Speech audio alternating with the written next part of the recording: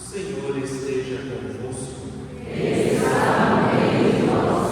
Proclamação do Evangelho de Jesus Cristo, segundo João. Glória a vós, Senhor.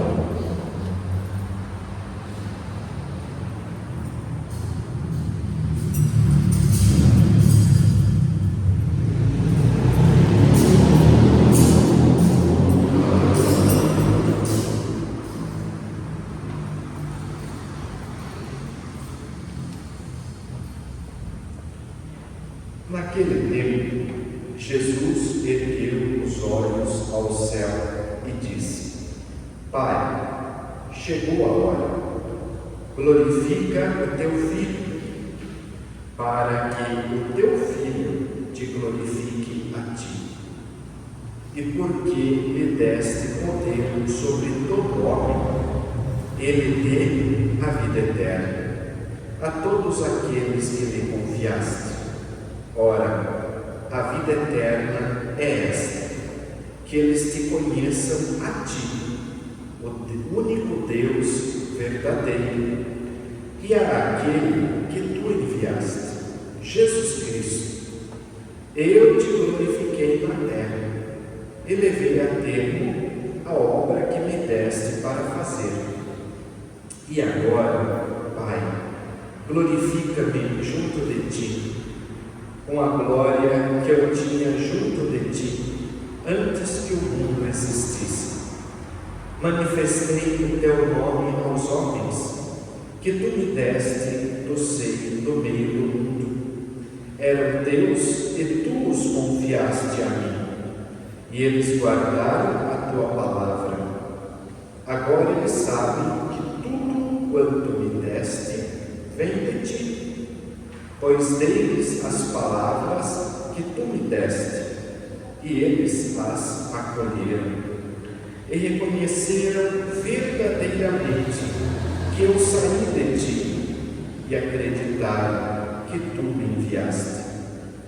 Eu te rogo por eles, não te rogo pelo mundo, mas por aqueles que me deste, porque são teus. Tudo que é meu é teu, e tudo que é teu é meu. E eu sou glorificado neles. Já não estou no mundo, mas eles permanecem no mundo, enquanto eu vou para junto de ti. Palavra da salvação. Glória a vós, Senhor.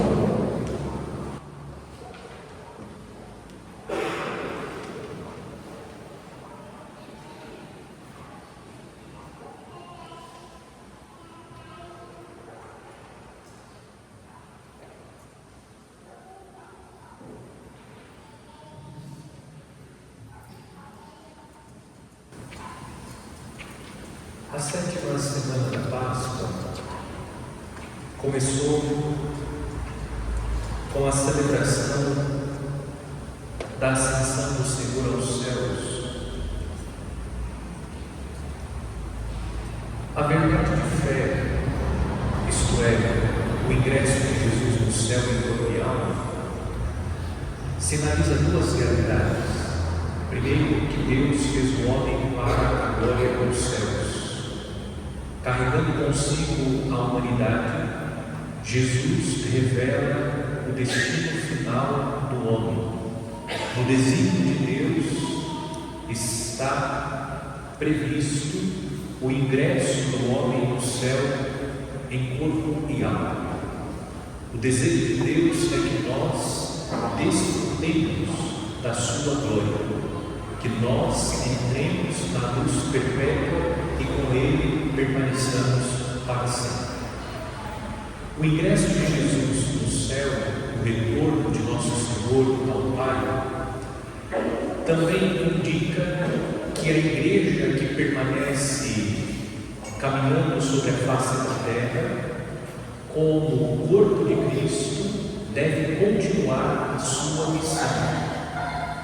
Cristo Jesus nos ensinou, sobretudo através da advertência que os dois homens vestidos de branco fizeram aos discípulos, nós, enquanto caminhamos sobre a face da terra, devemos prolongar a sua obra salvífica. Cabe a nós, como cristãos, continuar a obra de nosso Senhor.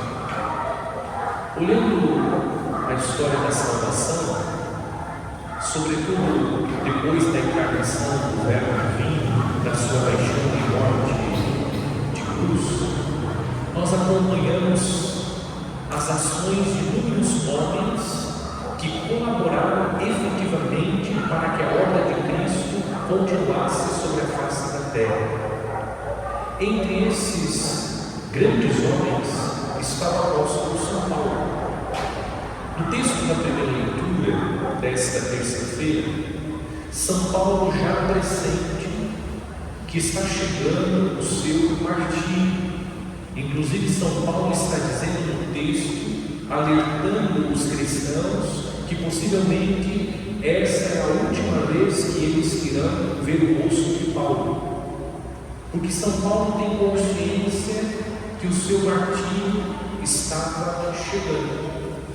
São Paulo concluiu a missão dele. E São Paulo nos ensina com a sua vida que nós devemos, como cristãos, como discípulos de Cristo, anunciar o Evangelho que Cristo anunciou com a sua própria vida e que ele, Paulo, anunciou. A missão do apóstolo Paulo terminou, mas a comunidade cristã, e dessa comunidade cristã nós fazemos parte, a comunidade cristã e cada um de nós como membros dela, precisamos continuar anunciando o Evangelho. São Paulo conclui a sua missão. Nós somos chamados a continuar a missão de Paulo, que por sua vez continuou a missão de Cristo. Continuando a missão de Paulo de pregar o Evangelho, nós estamos continuando a missão de Cristo. A missão foi o que nós meditamos no domingo. Nós temos uma missão e essa missão ela precisa ser cumprida. O Evangelho que nós ouvimos é extraído do Evangelho de São João. Nós entramos hoje no capítulo 17, terminamos a leitura do capítulo 16, seguimos com o discurso da despedida, e dentro do discurso da despedida, Jesus faz a oração sacerdotal. Nós começamos hoje a ouvir a leitura do capítulo 17, que relata a oração sacerdotal de Jesus. Sacerdotal porque Jesus está intercedendo pelos seus discípulos. Jesus é, como nos ensina o Escrito dos Hebreus, o grande mediador. Jesus é o intercessor por excelência do homem junto a Deus. Jesus começa a rezar pelos seus discípulos, porque Jesus tem consciência que o seu martírio, a sua paixão e morte de cruz se aproxima. Ele reza pelos seus discípulos. Nós colhemos no Evangelho a seguinte mensagem: a oração que Jesus dirige ao Pai expressa a preocupação de Deus com o homem. Jesus está rezando porque ele está preocupado com os seus discípulos. Os discípulos vão passar por esse tormento que é a sua paixão e morte de cruz, e quando Jesus ressuscitar, ascendendo aos céus, colocará nas mãos dos discípulos a missão que ele recebeu do Pai, e durante a missão os discípulos irão passar pelas tribulações. Jesus revela que ele é um intercessor junto ao Pai, e ele se preocupa com os seus discípulos. A palavra de Deus nos ensina nesta terça-feira que Deus está preocupado conosco, como o pai que se preocupa com o seu filho, como a mãe que se preocupa com a sua filha. Deus se preocupa conosco. Deus está preocupado com tudo aquilo que está acontecendo, com tudo aquilo que está sucedendo na minha e na sua vida. Nós podemos permanecer serenos, porque existe um Deus que se preocupa conosco. Jesus se preocupou em rezar, em orar, em interceder pelos seus discípulos junto ao Pai. Jesus continua preocupado conosco, intercedendo junto ao Pai por nós.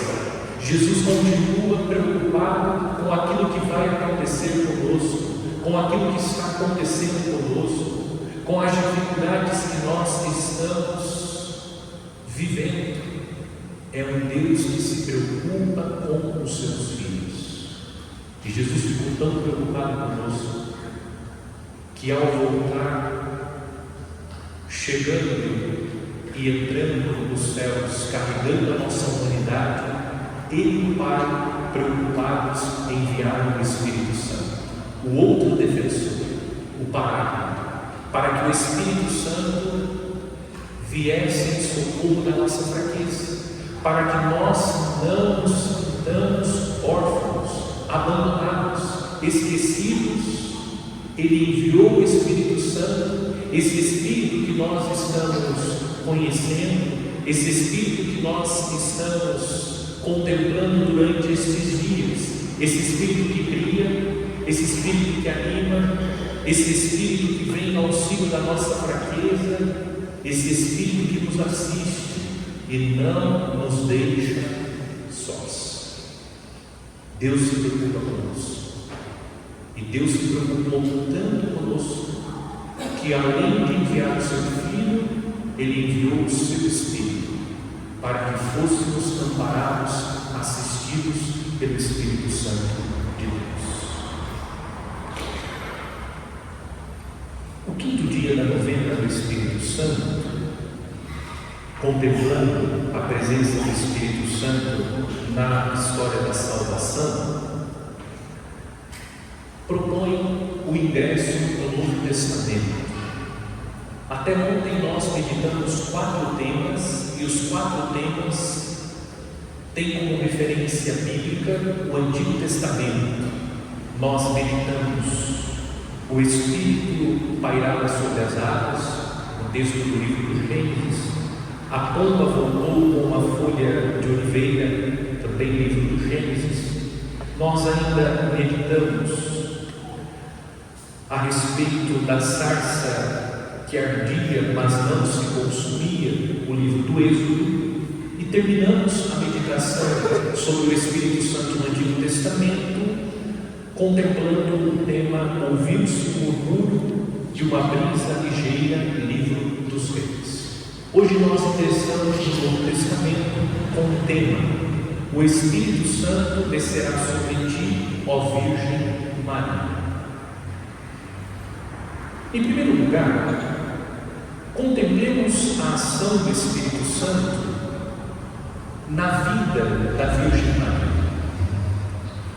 A ação do Espírito Santo na vida da Virgem Maria não foi uma ação invasiva. Nós, inclusive, concluímos a nossa meditação ontem falando do respeito que o Espírito Santo tem por nós. O Espírito Santo respeita a liberdade do homem. Quando nós lemos o Evangelho de São Lucas, nós contemplamos o arcanjo Gabriel visitando Nossa Senhora, e a visita do arcanjo visa anunciar o plano de Deus, do qual Maria é convidada a fazer parte. Observemos que Deus não impõe o seu plano para Nossa Senhora. O anjo não chegou visitando Maria e impondo aquilo que Deus deseja que ela faça. O anjo não impôs a Maria. O anjo apresentou o projeto de Deus e o anjo esperou a resposta da Virgem Maria. O primeiro ponto da meditação desta noite é: precisamos compreender que a ação do Espírito Santo na vida passa pelo consentimento. O nosso Deus, Ele respeita a liberdade do homem, a liberdade que nos fora dada Deus respeita esta liberdade que Ele mesmo deu. Deus não age com violência, Deus não age com agressividade, Deus não impõe a sua vontade, Deus espera o nosso consentimento. A Virgem Maria foi visitada pelo arcanjo Gabriel antes que o Espírito Santo a envolvesse com a sua sombra. O texto relata: depois que Maria disse o seu sim, o Espírito a envolveu com a sua sombra. É o consentimento. A ação, a operação, a atuação do Espírito Santo sobre a nossa vida passa pelo nosso consentimento. A sombra envolve Maria depois que ela disse: faça-se em mim segundo a vossa vontade. O consentimento. A ação de Deus não é uma ação invasiva. A ação de Deus é uma ação que passa pelo consentimento do homem. E guardem isso no coração, porque existe no coração de muitas pessoas uma angústia. Você reza, faz jejum, penitência, promessa, reza o rosário da madrugada, e a pessoa pela qual você reza não muda. A transformação, a conversão, a mudança não acontece. Nós não podemos esquecer que o nosso Deus não é um Deus violento, não é um Deus agressivo, um Deus invasivo. Nós somos invasivos, mas Deus não é invasivo. É importante saber que a ação de Deus na alma do homem, a ação de Deus passa pelo consentimento. Se a graça ainda não aconteceu, isso não significa que Deus não quer derramá-la sobre a pessoa pela qual nós estamos rezando. Para que a graça seja derramada, é necessário consentimento. Quando a pessoa abrir ao menos um pouquinho da porta do seu coração, tenha certeza, Deus é magrinho, Ele vai atravessar o espacinho. É o vento, a brisa suave, qualquer espacinho Deus entra. Então não se frustre se a sua oração não está produzindo o efeito que você gostaria que ela produzisse. Isso não significa que nós não devemos rezar incessantemente, devemos, mas nós não podemos nos esquecer que é fundamental para a ação do Espírito Santo o consentimento. E é importante lembrar, a questão maior não é a eficácia da oração orante, mas a vontade daquele pelo qual nós estamos rezando. Aquele pelo qual nós estamos rezando precisa ter a vontade, precisa consentir de alguma forma. E Deus é expert, Ele vai encontrar uma forma. Quando a pessoa sinalizar um pouquinho que seja, manifestar um pouco do seu desejo, Deus vai atuar. Mas é necessário o consentimento do homem. Portanto, irmãos e irmãs, a transformação que almejamos passa pelas decisões que nós tomamos. Nós pedimos ao Espírito Santo que transforme a nossa vida, que nos liberte dos nossos vícios, os maus hábitos que nós temos, as coisas ruins que nós ainda trazemos, mas a ação do Espírito Santo na nossa vida não é uma ação mágica, requer a nossa participação, a nossa cooperação. A transformação que nós almejamos que o Espírito Santo realize em nós, ela requer o nosso consentimento, ou ela passa pelas nossas decisões. Nós temos uma facilidade de querer transferir a responsabilidade para que Deus faça todas as coisas, mas Deus conta com a nossa cooperação. A transformação, a renovação, a restauração que nós queremos passa pelas decisões que nós tomamos. Então aqui acende uma luz. Talvez algumas coisas não estão acontecendo como você gostaria, porque está faltando as decisões necessárias para que elas aconteçam. Deus está na expectativa de realizar aquilo que você almeja, mas você pouco está fazendo para que aquilo que você está pedindo se concretize. Nós precisamos tomar decisões, e a decisão é sempre uma cisão. Decisões sérias são dolorosas, elas doem, mas são necessárias para que o Espírito de Deus possa fazer aquilo que nós pedimos que Ele faça. É necessária a simbiose. O que é simbiose? É a ação conjunta. A ação de Deus e a minha ação. A ação de Deus não dispensa a minha ação, e a minha ação não dispensa a ação de Deus. Isso falta muito na nossa vida espiritual. Nós queremos que Deus faça todas as coisas. Nós pedimos na euforia, mas pouco fazemos para que aquilo se concretize.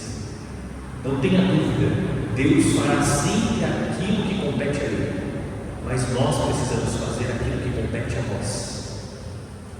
Paremos de transferir toda a responsabilidade para Deus. A maturidade espiritual requer de nós iniciativa e decisão. Tomar a iniciativa e decidir radicalmente por aquilo que estamos procurando, e Deus fará a sua parte. Este é o primeiro ponto da meditação. Não se esqueça que a ação do Espírito Santo na vida passa pelo consentimento.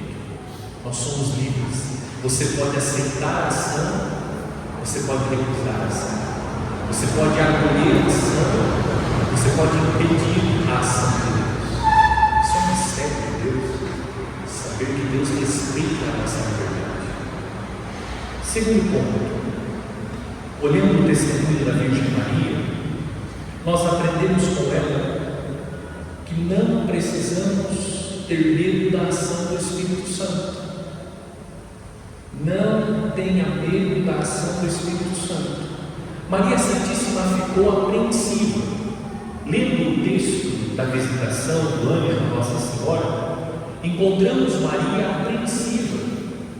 Aliás, na Escritura, os relatos vocacionais, eles são acompanhados pela apreensão. As pessoas ficam apreensivas, ficam inseguras, paira uma certa dificuldade de responder aquele chamado. Não foi diferente com a Virgem Maria, mas Nossa Senhora não hesitou em responder afirmativamente o pedido de Deus. Nós não precisamos ter medo daquilo que Deus está pedindo. Se Deus está pedindo, Deus vai nos capacitar. Nós precisamos deixar de olhar para as nossas fraquezas quando Deus nos chama. Se Deus nos chama, Deus vai nos capacitar. E o Espírito Santo foi derramado sobre os nossos corações para que Ele seja o mestre que vai nos guiar. É Deus que nos capacita para a missão. Eu gosto muito da oração eucarística número 2, porque ela recorda essa verdade, que Deus nos fez dignos. Nós não somos dignos, mas é Deus que nos fez dignos de servir. Se Deus nos chama para a missão, nós não precisamos ter medo. Não tenha receio de responder afirmativamente como Maria. O Espírito Santo envolveu a Virgem Maria com a sua sombra, fazendo dela a mãe de Deus. O mesmo Espírito que envolveu Maria com a sua sombra também vai nos envolver. O Espírito Santo ele vai nos capacitar para a missão. Isso serve para todas as responsabilidades. Nos dias de hoje, muitas pessoas têm medo de gerar os filhos, se esquecem da graça de Deus. Deus nos capacita, Deus vai nos capacitando para aquilo que Ele vai nos dando. Aquilo que vem de Deus nunca é ruim, não se esqueça disso.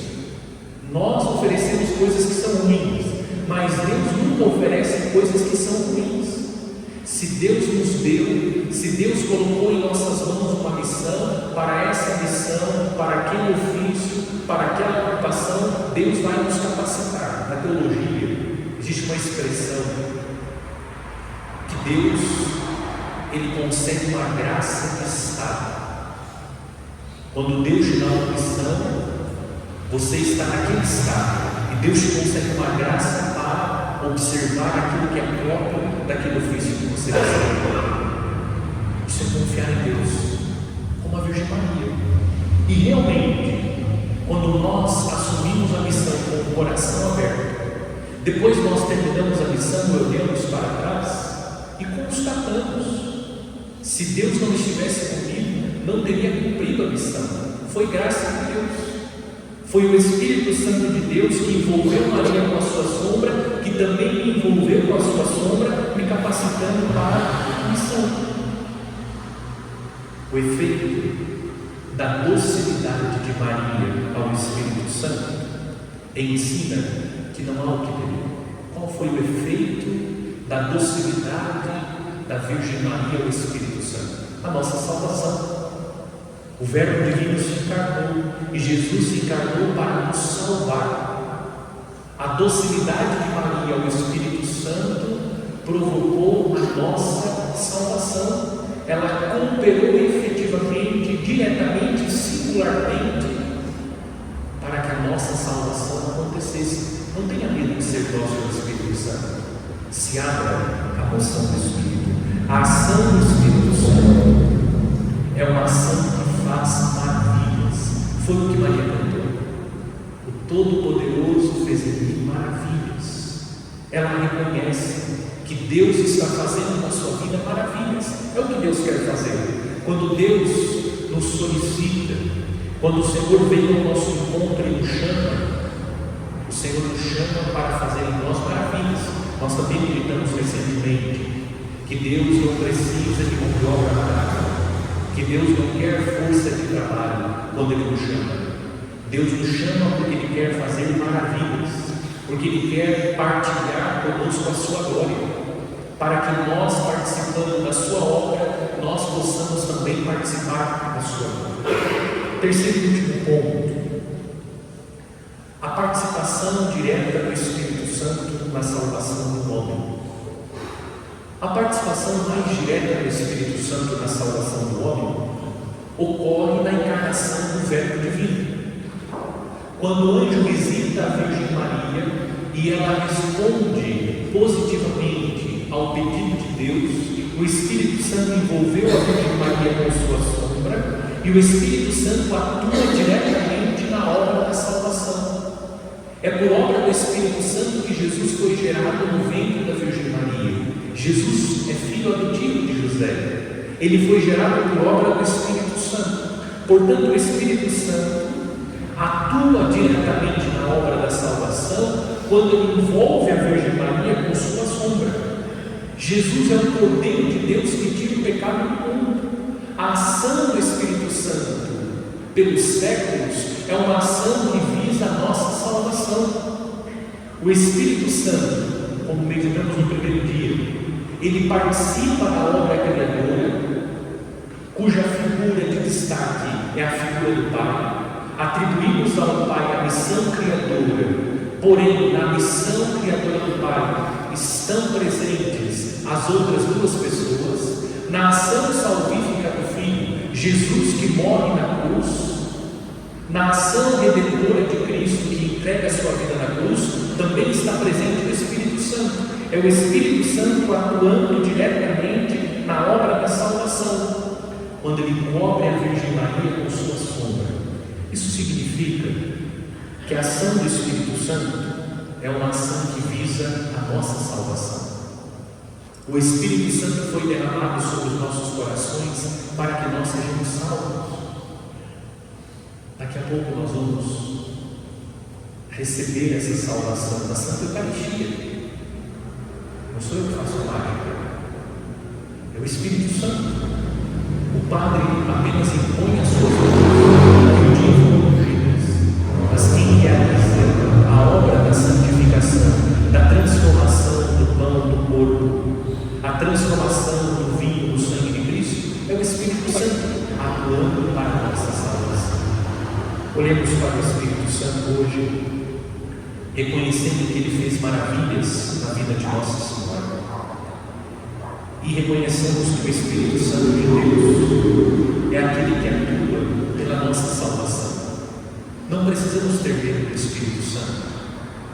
Sejamos nós quem está o Espírito Santo de Deus.